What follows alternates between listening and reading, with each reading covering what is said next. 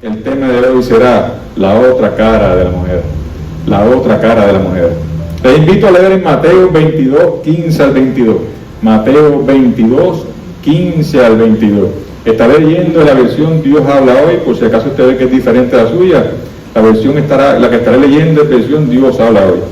La realidad es que cuando somos agradecidos, cuando nos acercamos al Señor, nosotros tenemos que buscar la manera de entender, como dice el tema de este mes, en esa reflexión genuina, donde nos acercamos ahora a la semana que viene a un punto neurálgico en lo que es el cristianismo, donde en espera de ese nacimiento de Cristo, nosotros conmemoramos la llegada de Jesucristo, pero la conmemoramos reconociendo que llegará de nuevo, que estará con nosotros nuevamente, que hay esperanza, que hay una promesa maravillosa en esa esperanza que nos permite a nosotros acercarnos a esa reflexión de una manera genuina en nuestras vidas. Y leemos en la palabra de Dios. Los fariseos fueron y se pusieron de acuerdo para hacerle decir a Jesús algo que les diera motivo para acusarle.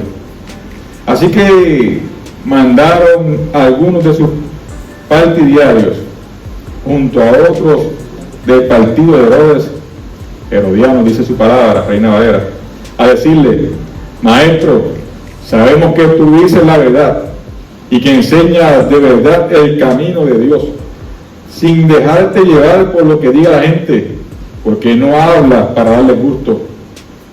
Danos pues tu opinión. ¿Está bien que paguemos impuestos al emperador romano o no? Jesús, dándose cuenta de la mala intención que llevaban, les dijo: hipócritas, ¿por qué me tienden trampas? Enséñenme la moneda con que se paga el impuesto. Le trajeron un denario. Y Jesús le preguntó: ¿de quién es esta cara y el nombre que aquí está escrito? Le contestaron: del emperador. Jesús entonces le dijo: pues den al emperador lo que es del emperador y a Dios lo que es de Dios. Cuando oyeron esto, se quedaron admirados y dejándolo se fueron.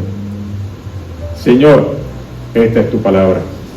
Permite que esta palabra, mi Dios, toque nuestros corazones. Permite que esta palabra, Señor, construya nuestras vidas, proveyendo, mi Dios, un corazón agradecido para nosotros y para los que nos rodean.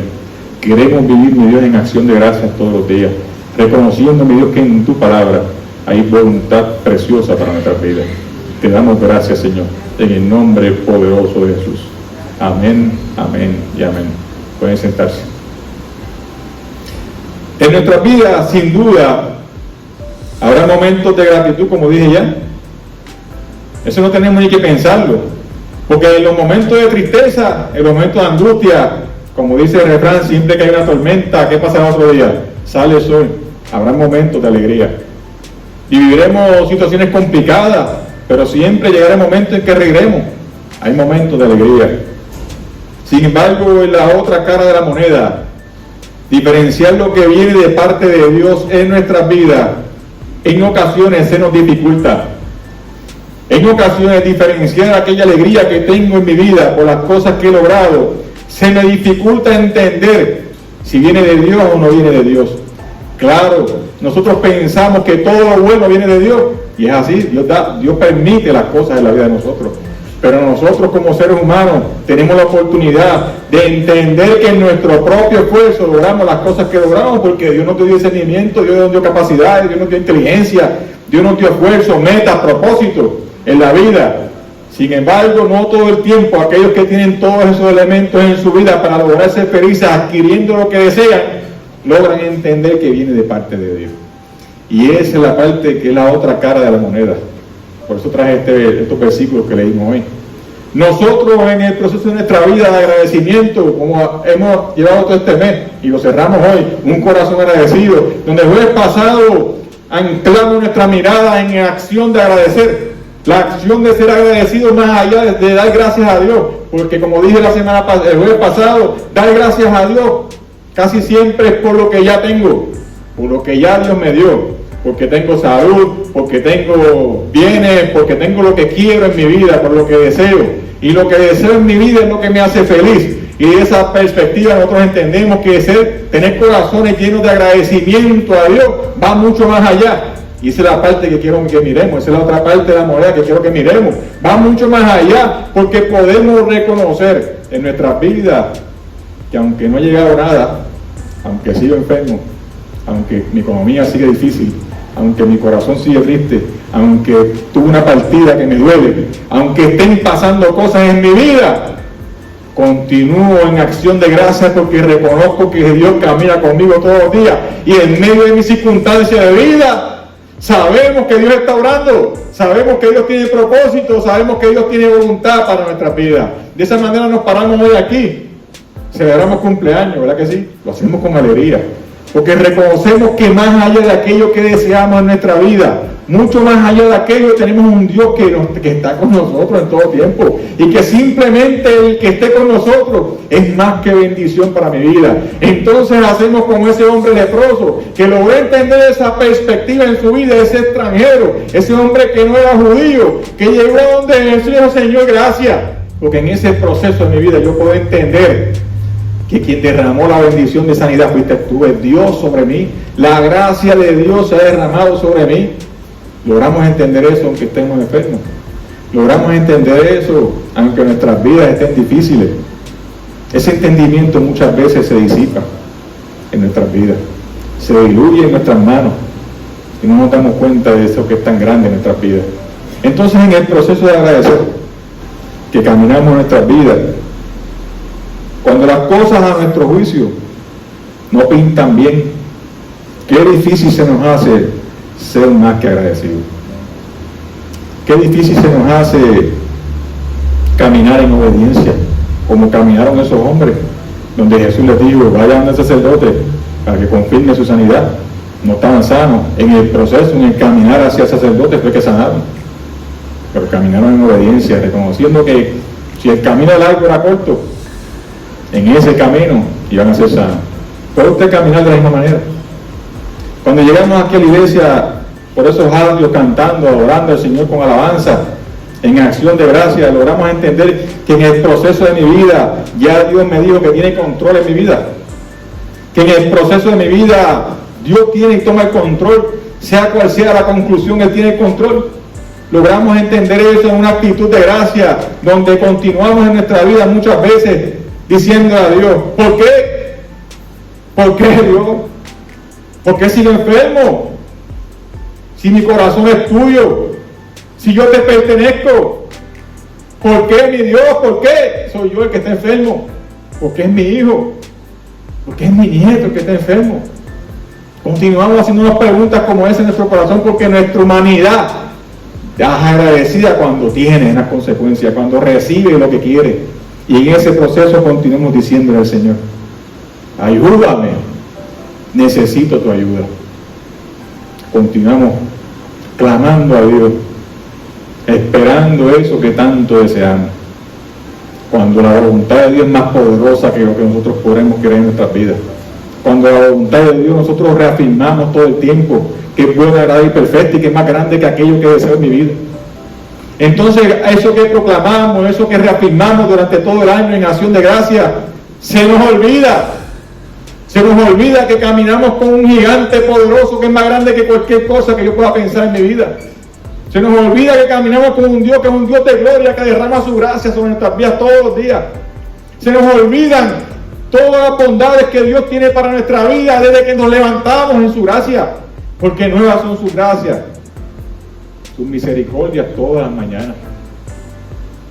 Entonces nos enfrentamos a un tiempo de agradecimiento, un tiempo de espera, un tiempo de adviento, donde vamos a estar 4 domingos, 4 semanas en oración, reafirmándonos en esa pronta venida, reafirmándonos, conmemorando un nacimiento de un Dios que se hizo hombre, derramó su sangre por nosotros y nos dio la salvación.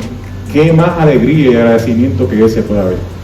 Entonces nos enfrentamos a un tiempo maravilloso, donde en medio de las circunstancias, cualquiera que sea que estemos viviendo, damos gracias a Dios en acción de gracia, porque ya lo más grande, el regalo más poderoso que pudo haber dado, lo puso en nuestras manos: la salvación.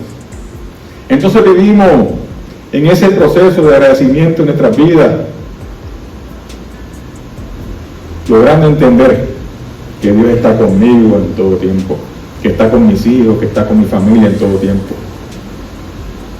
A veces pasamos por alto inclinarnos y decir: Señor, en medio de mi necesidad, reconozco tus virtudes sobre mi vida. Eso fue lo que hizo el hombre. En medio de mi necesidad, yo puedo reconocer que tú estás conmigo. Entonces hoy, con alegría, ya entramos en este proceso. Ya desde ayer para adelante, de antier para adelante, comenzamos ¿qué? La Navidad.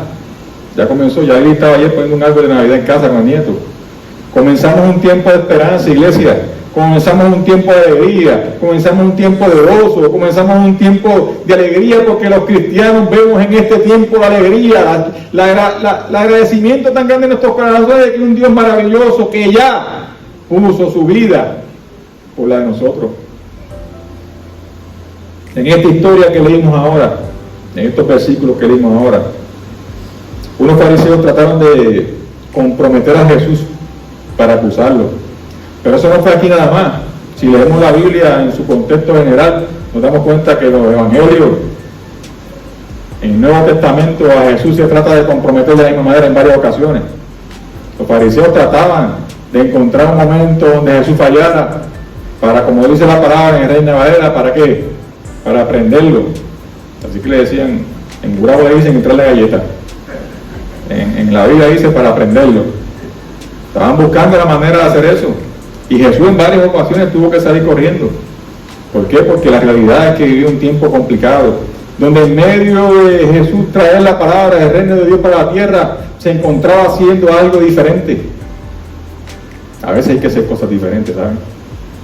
Hay veces que Jesús, en su caminar, siendo rabí, eso lo hemos dicho muchas veces, siendo maestro, conociendo la palabra, la Torá judía, conociendo los 316 mandatos que hay dentro de las leyes, que hay dentro de la Torá judía, que no se supone que sean leyes, se supone que sean enseñanzas dentro de la Torá judía.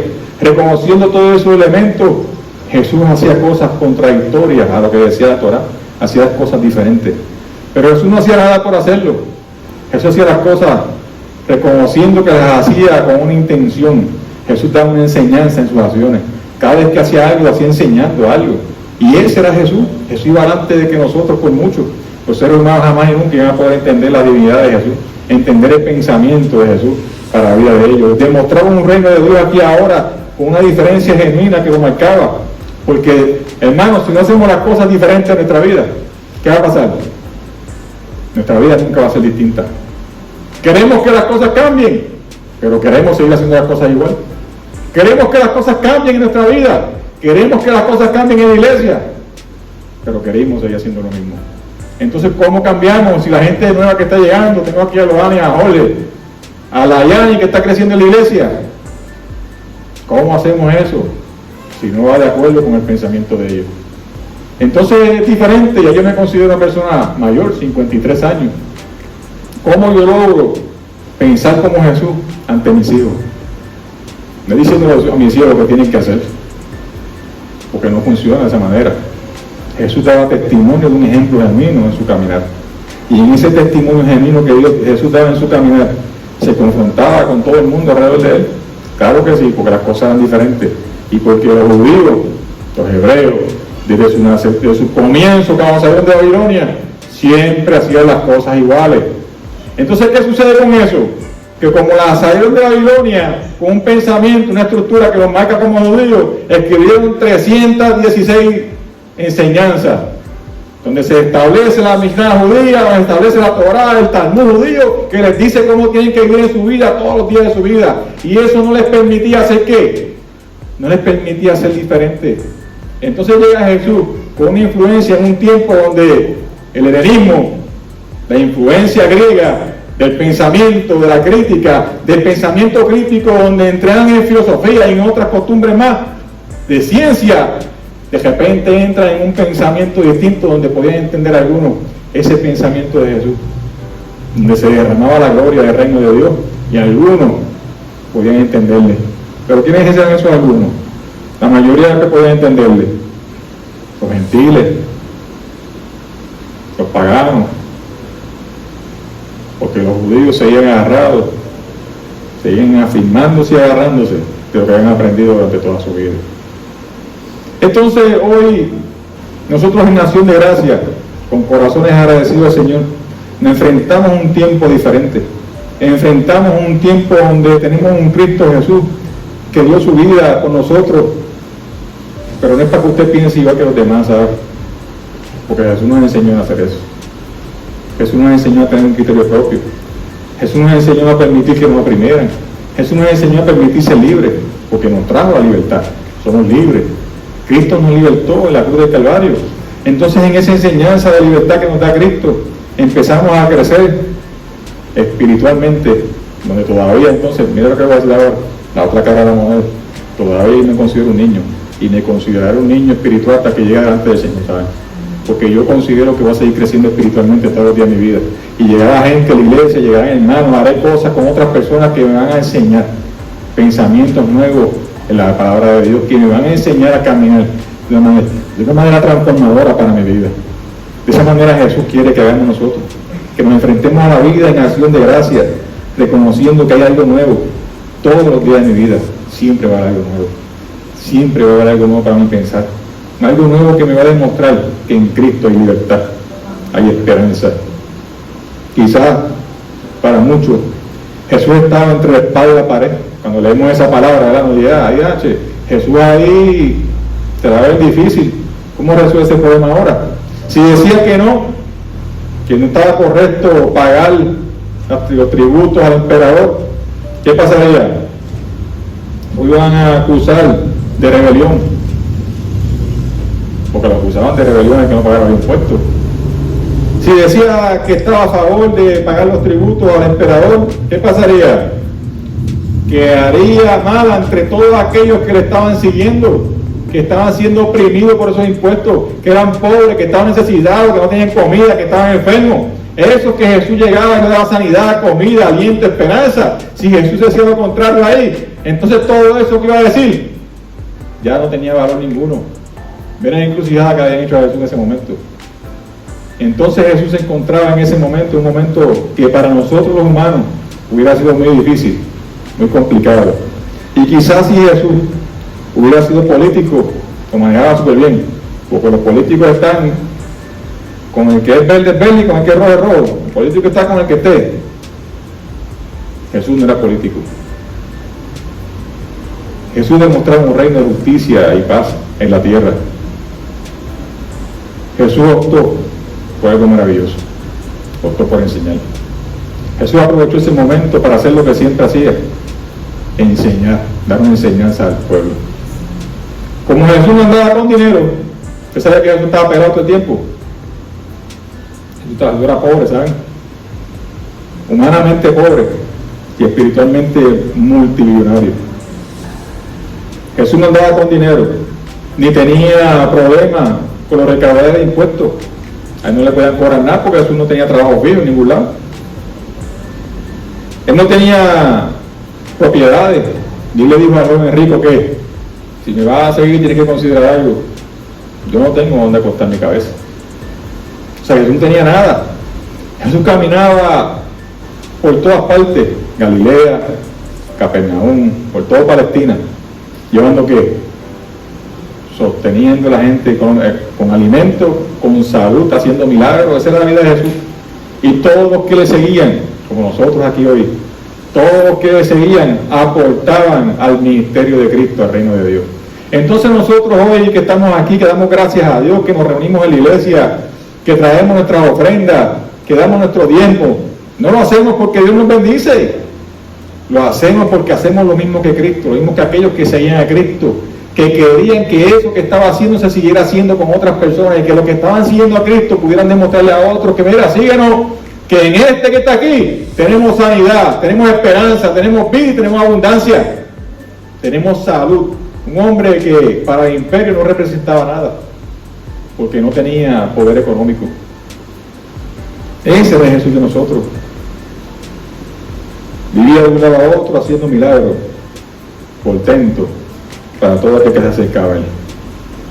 Por esta razón le pide una moneda al fariseo, a los fariseos. Le pide una moneda porque no tiene ninguna. Dame una moneda de acá de las que tú tienes ahí. Si tuvieran tiempo ahora, ¿te dame una peseta? Te voy a enseñar algo. Mientras reflexionamos en esta mañana, a una pausa y les pido que se pregunten, ¿dónde está mi espera? ¿Dónde está mi espera? ¿Qué espero de Jesús? ¿Qué espero en mi vida de Jesús? Es una reflexión que debe hacer usted internamente en su corazón. ¿Cuál es la cara de la moneda que estoy viendo en mi vida? Pregúntese eso. Debe reflexionar en eso. Entrando en este 2023 a fin de año, entrando en esta conmemoración tan linda del nacimiento de Jesucristo, pregúntese eso en su vida. Reflexione sobre eso en su vida. ¿De quién es esta cara?, se preguntó Jesús. Y el nombre que aquí está escrito en la moneda. Jesús quería que entendieran la libertad del reino de Dios, lo que le ofrecía el reino de Dios, la libertad que tenían en lo que él estaba proclamando en ese momento. Jesús les quería dar a esos fariseos, quería darle una enseñanza poderosa más allá de la ley, más allá de lo que ellos conocían en la Torá. Quería enseñarles lo que significaba el reino de Dios, no porque estuviera mal la ley y la Torá, es porque la estaban interpretando incorrectamente. Jesús quería seguir siendo judío. Y hemos dicho muchas veces que la intención de Jesús no era que hubiera un cristianismo, era que los judíos entendieran cómo interpretar la palabra que estaban leyendo con los ojos de Dios en la vida de ellos. Entonces Jesús estaba tratando de hacer una enseñanza como rabí, como maestro, a esos que estaban tratando de hacer una encerrona para después apedrearle. Jesús trataba de enseñarle: el reino de Dios es mucho más que lo que ustedes esperan. En aquel tiempo no rendir tributo no se trataba solamente de dinero. Nosotros quizás ponemos esta palabra hoy, y desde que empecé a leerla, quizás vamos a pensar, el pastor quizás ahora va a decir que tiene el chavo en malo. El pastor va a empezar a decir que los que tienen dinero están mal, o como sacamos de contexto. Más puede pasar un camello por el ojo de una aguja con un rey que un rico al reino de los cielos, ¿verdad que sí? Sacamos de contexto eso totalmente. No es eso lo que voy a hablar, porque no es eso lo que nos está trayendo el mensaje de hoy. El mensaje nos trae algo mucho más poderoso que eso. En aquel tiempo, como dije, no rendir tributo, se trataba de algo mucho más grande. La inscripción en la moneda decía, lo voy a decir en español, dice: Tiberio César Augusto, hijo del divino Augusto. Es decir, la moneda afirma que Tiberio es un semidios y sus padres son dioses del culto hacia el emperador. ¿Qué significa esto? Yo voy a tratar de explicar históricamente un momentito, un minuto nada más. En el tiempo de Jesucristo, el emperador no es como los reyes de Inglaterra ahora. Un emperador en ese tiempo se consideraba un dios. Y en ese tiempo había algo que se llamaba culto al emperador, porque todo el mundo, bajo la opresión de Roma, todos los que estaban bajo la opresión de Roma, tenían que rendirle culto al emperador, porque el emperador era un dios. Por eso fue que a Cristo lo crucificaron, por insurrecto, porque declaró que era hijo de un rey cuando ya había un Dios ahí. Declaró un reino en los cielos cuando ya hay un Dios. Y lo crucifican por eso, por insurrecto. Entonces, cuando nosotros vemos eso, quiere decir que lo que estamos hablando de la moneda no se trata de dinero. El culto al emperador. Jesús les enseñó algo maravilloso. Dé al emperador lo que es del emperador, y a Dios lo que es de Dios. ¿Cómo dice en Reina Valera? Al César lo que es de César, y a Dios lo que es de Dios. Eso dijo Jesús, ¿verdad que sí? En ese momento. Iglesia, podemos desear muchas cosas en nuestra vida, e inclusive muchas cosas nos pueden generar felicidad. Indudablemente muchas cosas nos pueden generar felicidad. O me gusta a mí que comprarse un carro nuevo y olerlo durante un mes. Madre, que rico ver un carro nuevo, ¿verdad? Yo me estoy conformando con una pastillita que dice New Car, se la pongo porque eso es lo que me está conformando ahora. Pero qué bueno es por comprar cosas en la tienda, ¿verdad? Que nos llenan, humanamente nos llenan. Hay muchas cosas que nos pueden dar felicidad. Pero esa felicidad viene de Dios. Realmente esa es la felicidad que Dios quiere para su vida. Entonces traemos este concepto de la moneda, ¿verdad? La doble cara, para que podamos ver, para que podamos palpar lo que es la felicidad en las manos de Dios y la felicidad en lo que nos presenta la humanidad, lo que nos presenta la sociedad. Jesús decía en ese momento, muy sabiamente, al César lo que es del César y a Dios lo que es de Dios. No porque le diéramos dinero o no diéramos dinero, no era por eso. Era porque hay cosas en la vida que debemos discernir en acción de gracia que son de Dios. Inclinarnos por las cosas que son de Dios en nuestra vida es difícil, porque hay veces que no podemos interpretarlas. Entonces, cuando nosotros podemos reconocer las virtudes de Dios para nuestras vidas, podemos reconocer esas cosas buenas para nuestra vida, en este tiempo que enfrentamos ahora de gloria, en este tiempo de esperanza, en este tiempo de alegría, en este tiempo donde conmemoramos el nacimiento de Cristo por la esperanza de su pronta venida, en este tiempo lo hacemos con alegría porque reconocemos dónde están las virtudes de Dios para mi vida. ¿Dónde están las virtudes de Dios reales que me hacen feliz? ¿Qué es lo que me hace feliz en mi vida? Entonces, cuando nos hacemos las preguntas reales en mi vida, ¿qué es lo que me hace feliz? Donde yo puedo viajarme, me hace feliz la presencia de Cristo, me hace feliz la presencia de Dios en mi vida, me hace feliz las virtudes que Dios derrama sobre mi vida, porque como dije hace un tiempo, qué hermoso y qué bueno es comerse un plato de arroz con hambre blanco, con huevito encima. Maravilloso, usted no se imagina lo rico que es eso con hambre. Pero conocemos la gloria de comerse un arroz blanco con huevito frito cuando tenemos hambre. Eso es maravilloso. Entonces caminamos de esa mirada, entendiendo que el mensaje aquí no es que la vida se divide entre lo material y lo divino, no es eso. Usted puede ser multimillonario y ser el hombre más cristiano de la tierra, y puede ser el hombre más pobre de la tierra y no tener nada de cristiano en su corazón, porque simplemente desvirtúa todo lo que es el reino de Dios para su vida. De esa manera caminamos a través de otra cara de la moneda. Es que en este tiempo de celebración tan hermoso que ya comenzó, no permitamos que nada de este mundo quite nuestra mirada de las virtudes que le pertenecen a Dios. Debemos reenfocarnos todos los días en las virtudes, en los dones, en la alegría que derrama Dios sobre nuestras vidas. Debemos fijarnos y enfocarnos todos los días en todo eso que Dios tiene para mi vida, para que en el momento en que yo esté triste, para que en el momento humano mío, mi corazón entre en, el gozo se vaya disipando, yo pueda agarrarme de esas virtudes maravillosas y sentir alegría en mi vida. En los momentos de soledad sentir la compañía de Dios. En los momentos de hambre sentir un Dios que suple. En los momentos de tristeza sentir un Dios que me da gozo en mi corazón.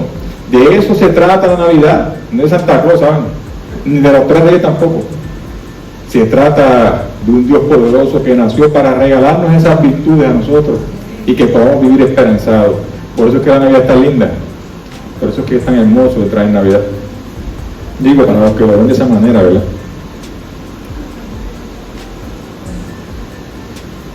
La paz y el gozo que solo vienen de Dios como tesoro invaluable, que nuestros corazones en todo tiempo se llenen de esperanza. Esa es la paz que debemos buscar. Una paz que es invaluable, que permite que en nuestros corazones nunca falte la esperanza. Debemos procurar que nuestra mirada siempre esté puesta en Dios. Que podamos ver la necesidad de aquellos que son menos afortunados y darle testimonio de otra cara de la moneda. Iglesia, al César lo que es del César y a Dios lo que es de Dios. Amén. Damos gracias a Dios por esta palabra maravillosa que nos trae en esta mañana, reconociendo que derrama virtudes maravillosas sobre nuestras vidas, reconociendo que derrama un amor profundo sobre nuestras vidas, pero también reconociendo que nosotros somos humanos y que en nuestra humanidad, miren, habrá momentos complicados en nuestra vida que no nos daremos cuenta de esas virtudes. Y por eso es que somos iglesia, por eso es que celebramos.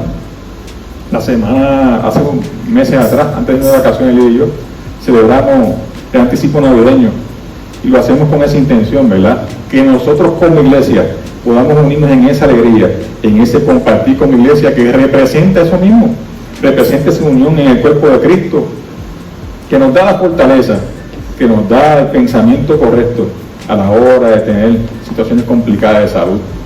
A veces en nuestra mente humana lo único que nos sale es ¿por qué? Lo único que nos sale es, Señor, ¿por cómo? Señor, ¿por qué sigo esperando? Señor, necesito.